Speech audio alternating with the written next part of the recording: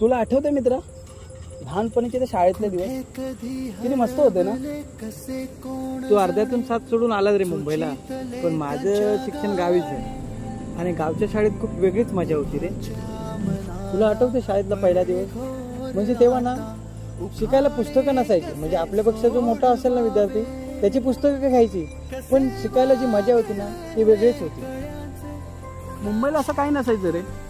Already सुट्टीच्या दिवसातच पुस्तकं घरी आलेली असायची, क्लासेस चालू झालेले असायचे. दुरावे कळे ना जुरे बाग आता सुनी सुनी सारी का कळे ना